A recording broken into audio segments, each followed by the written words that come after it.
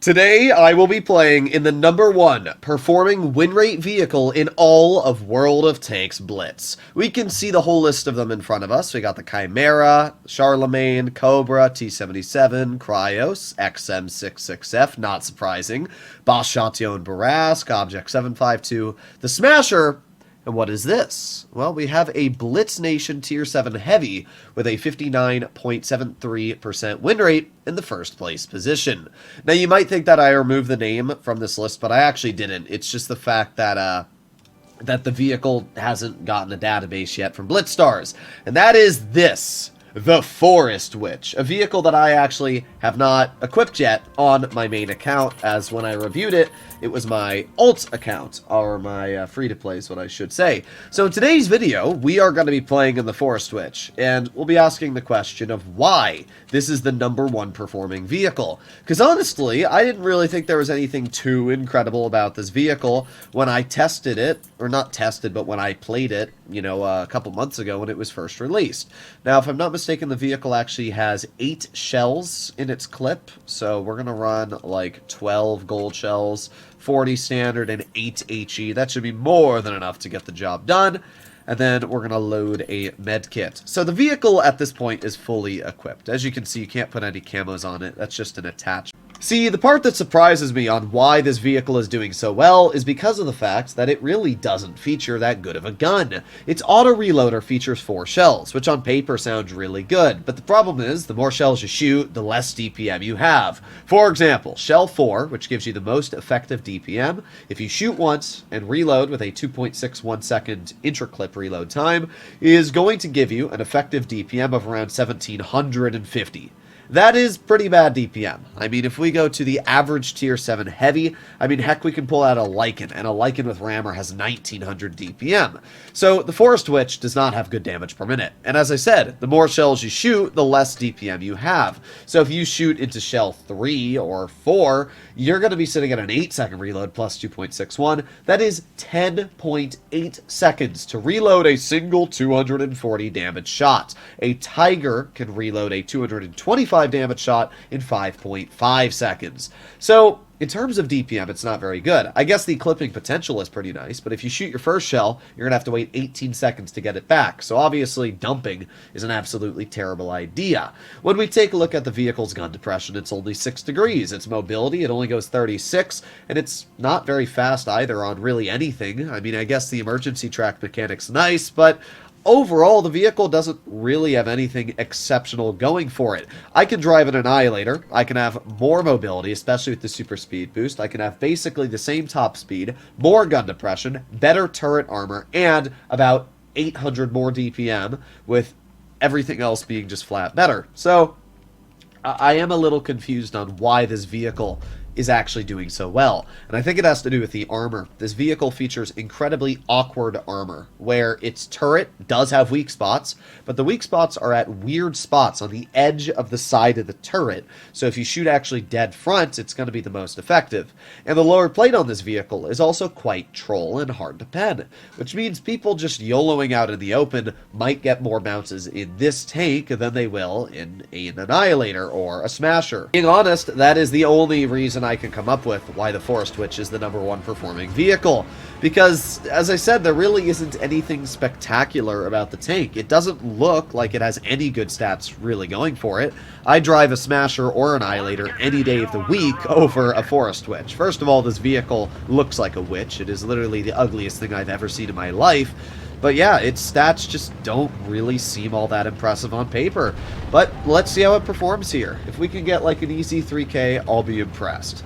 Oh, let us see. Up against us, we have an AT-15A, an Annihilator, Jagdpanther, M4FL10, a Frosty Fury, and an SU-100Y. So they got a lot of TDs, and only one heavy at that. Okay. Well, we can see that poor gun depression here. It's really weird why it has such bad gun depression as well, because, like, look how much it could have. But I guess Wargaming didn't really want to overcook the vehicle.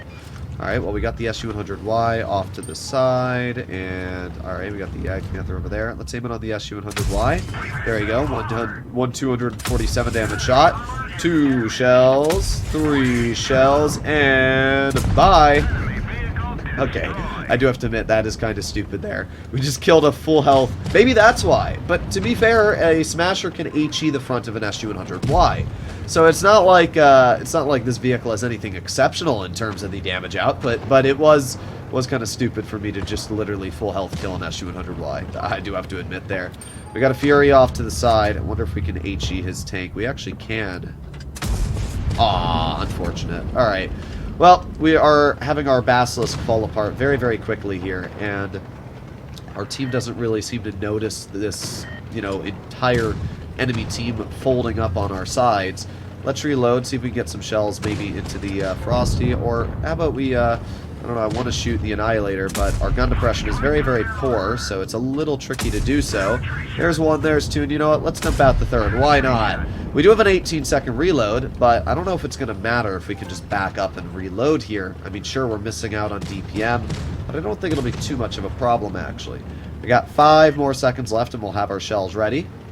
I mean, we're definitely going to win this. I have full health, and there's really not much the enemy can do, but we can definitely see the poor DPM. I do have to say, though, the gun is fairly accurate on this tank. I didn't notice that the first time I played it, but yeah, the aiming time isn't too bad at all on this vehicle. The Annihilator at this point is, I don't really know what he's doing, but in 4 more seconds we're going to have our clip ready.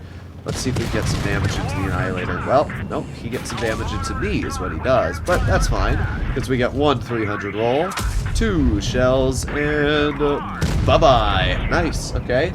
All that's left is the AT-15A. How much damage did we end up doing this battle? 2,300.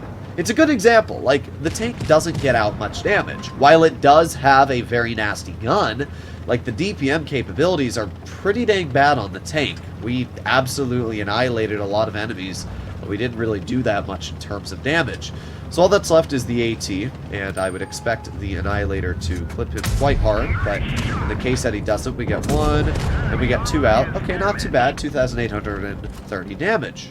Okay, so not a bad result here, but to be fair, if I was in a Smasher or an Annihilator, I easily would have done more. Yes, you might make the argument that I shouldn't have dumped my clip because I would have had more DPM, but at the same time, not dumping my clip on the SU-100Y would have lost me 530 potential health, so I always dump there. And dumping on the Annihilator, I mean, sure, I guess I could have saved my shells, but at the same time, I can't imagine the average player, especially the average tier 7 player, is going to be smart enough to not dump the clip. So I'm just playing this like I would expect the average player to. And in that situation, they'd probably dump. Here we are, game number 2. Once again, another pretty good matchup. But to be fair, this is like my second game in the tank, so usually in your first couple battles, you get matched up with equal or lower tiered opponents. Alrighty. Here we are in our second game. You know, something I just realized about this tank is that it has wooden tracks. I don't know if you guys noticed that, but literally the tracks are made out of wood. That looks so weird. I mean, I guess it's a cool attention to detail, but I wish they put more detail on making this tank not look like a giant lumbering ogre. Okay, let's see. There's not too many deadly tanks. I mean, to be fair, all the tier 7s they have are very dangerous, but I'm not in a single care. We're just going to go full speed, and we got the KV2, who HE's us, but I really, again, could care less. That HE did, like, absolutely nothing. And now, we're just going to drive on up. What are you going to do, Mr. KV2? There's 1 shell into your vehicle, 2 shells into your tank, and, well, not able to finish. Oh. Okay, well, we bounced the KV1S, unfortunately.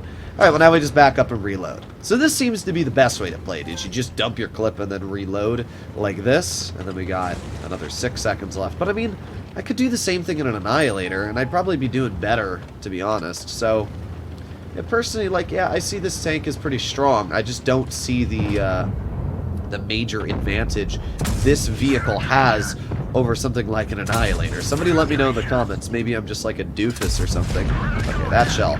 That one did not like me too much.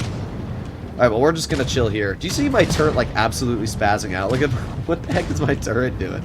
Ooh, that's great. Alright, well, we got a little bit longer on our reload. We got 3 more seconds, 2, 1. Alright, then we got 1 more shell to go. Alright, here we go. 3, 2, 1, and now we have our full clip loaded. Alright, there's 1 shell into the KV, 2 shells into the KV, 3 shells into the KV, and I'm not going to waste my 4th, because obviously that gives me like -2 DPM.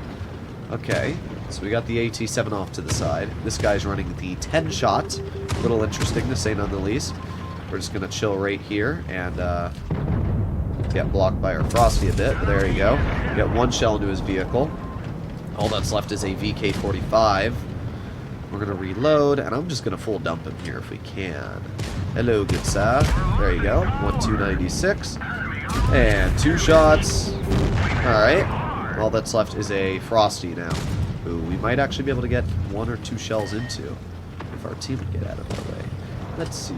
Frosty the Snowman was about to get shot by Droodles, and then he got shot again and died. There you go. Well, we did alright, 2,800. I mean, I can definitely see that this tank feels pretty dang stupid. It's got 4 shells, and the auto-reloading capability allows you to just keep shooting. And we did 2,800, so I can definitely see the capabilities. I guess it's just the armor. I think that a lot of tier 6 to 7 opponents don't know where to shoot. And even maybe against tier 8s, the armor's just really troll. And because of that, it allows the average player to do a lot better in this tank. Because in terms of capabilities, I'm telling you now, I'll pick an Annihilator any day of the week. And heck, even the Pharaoh features a 3-shot gun, which has 1900 DPM, it has 250 damage, and it's got 3 shells with a fairly fast interclip at 2.5. So in the majority of situations, I'd pick a Pharaoh over the Forest Witch any day of the week as well. So, I mean, don't get me wrong. The Forest Witch, it's a strong tank, but I still don't see it being the most overpowered vehicle. But I guess stats don't lie. So let me know in the comments down below what you guys think. Do you agree with the stats saying that this is the most OP tank? I'll put it like this. I think for the average player, it's the most OP. For players like myself that understand a little bit of common sense and how to use a tank like the Annihilator and drive it hull down, this is flat better. But I can definitely see this for the average player, especially with the armor, doing a lot better. Let me know in the comments what you guys think. I'll see you in the next one. Bye-bye.